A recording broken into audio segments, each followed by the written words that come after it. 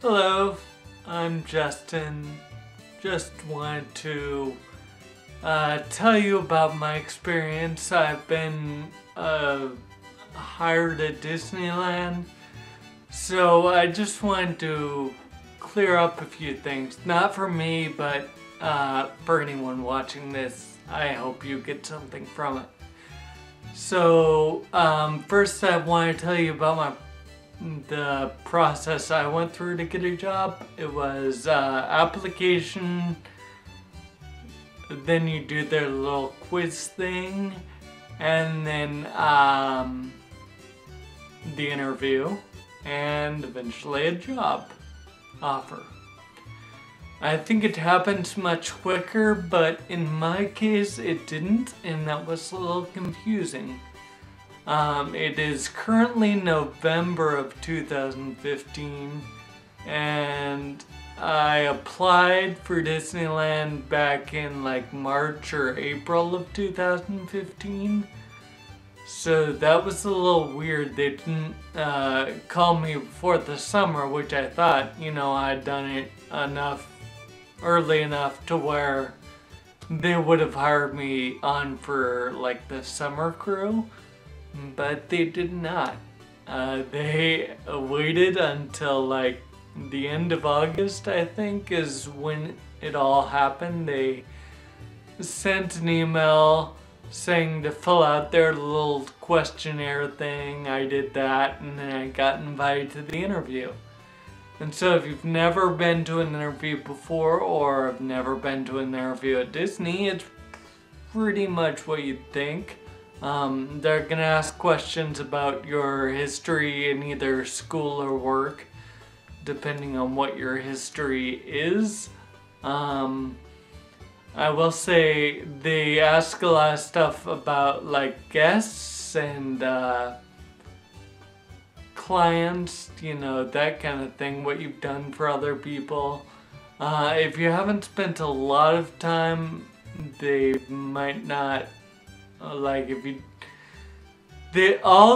the roles pretty much at Disneyland and California Adventure don't really require any prior experience. I mean, I'm sure there's some where they like you to have some experience, but for the most part, it doesn't require experience. I think experience is preferred.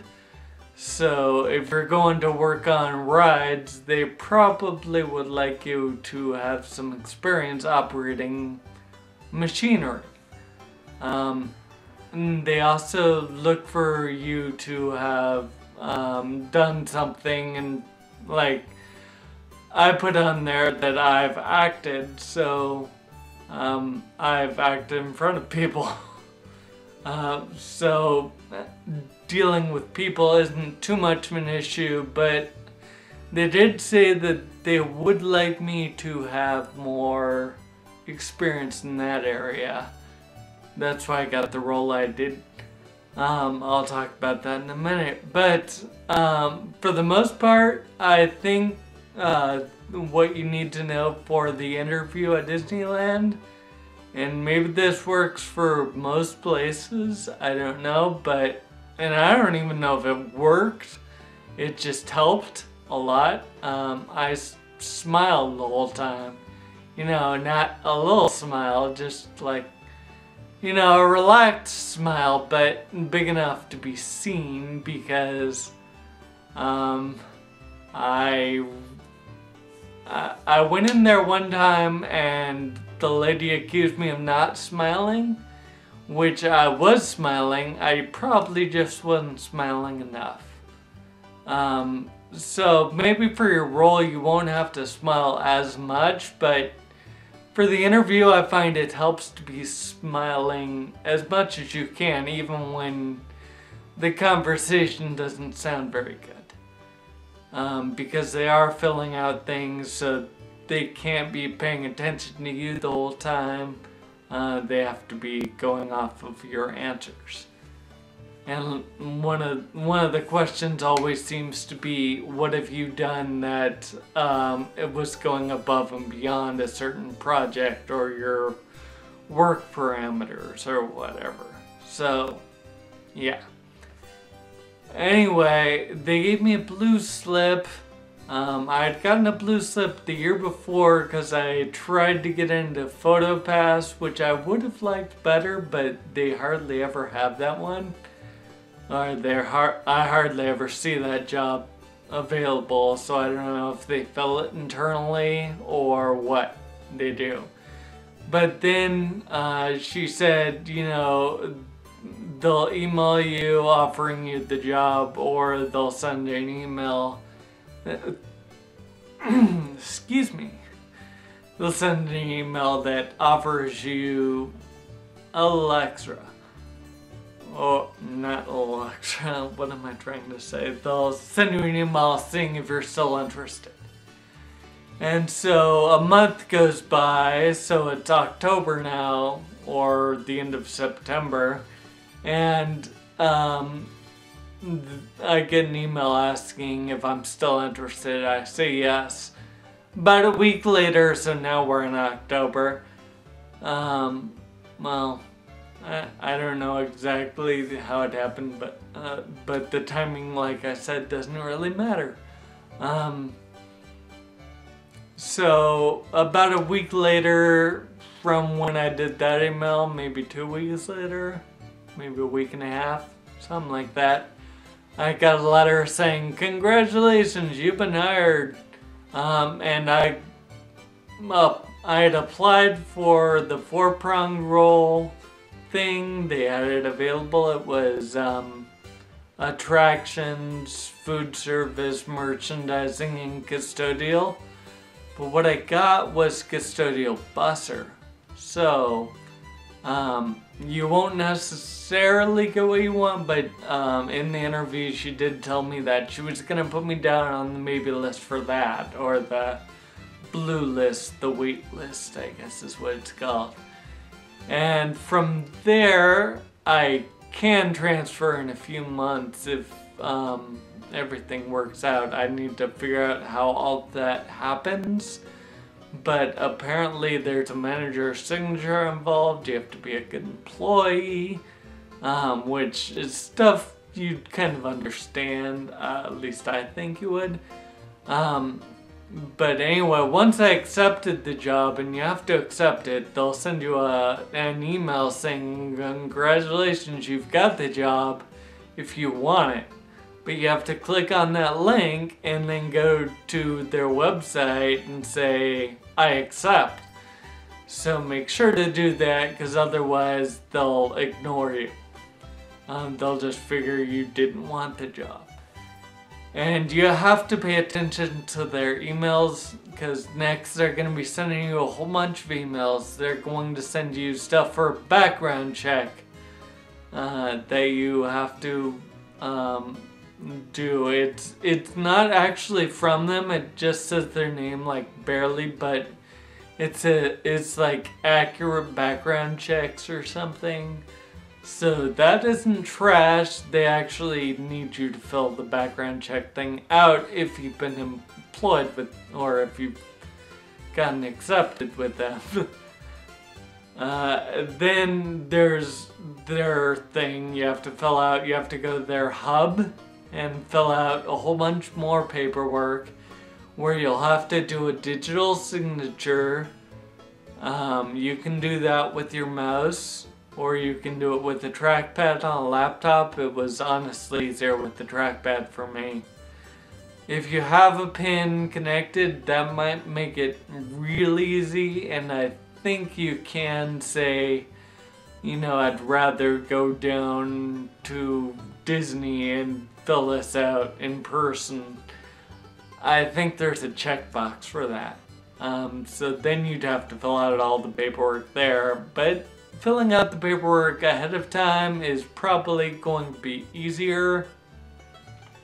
It's like, it wasn't too big of stuff. It's like their tax stuff, your emergency contact, that sort of thing.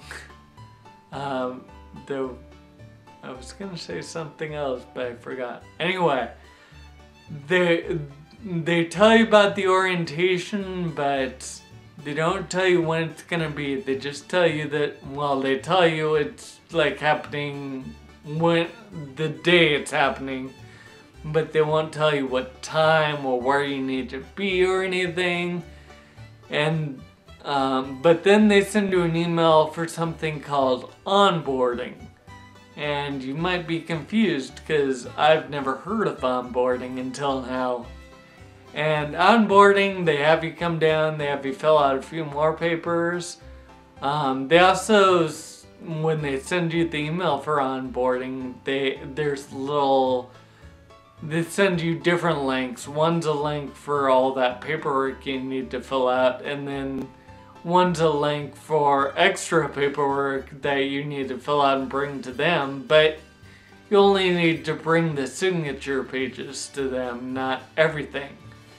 And also, that asks if you want your own doctor to check you. I guess you would need to bring that if you wanted your own doctor to work on you. Otherwise, I think it's whoever is available.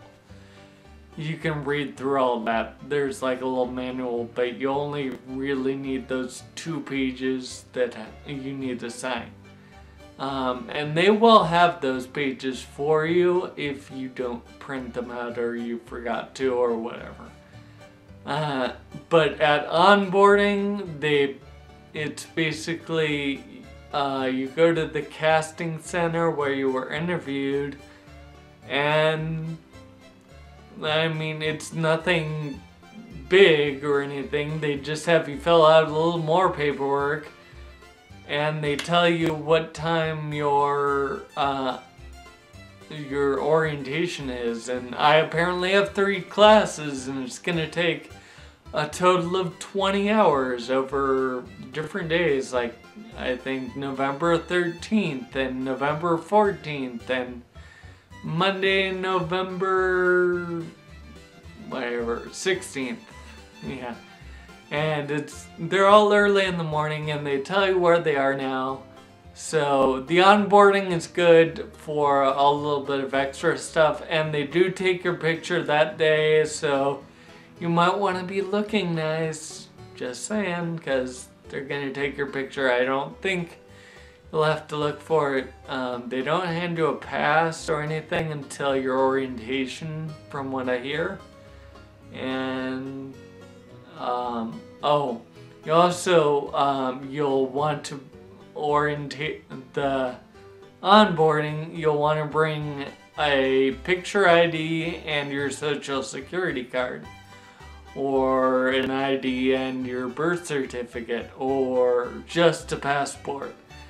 There are a bunch of different options, so make sure you check out what they look for. They send that in that big onboarding packet, so you'll need to bring stuff. Alright, I'm sorry I've droned on for a while.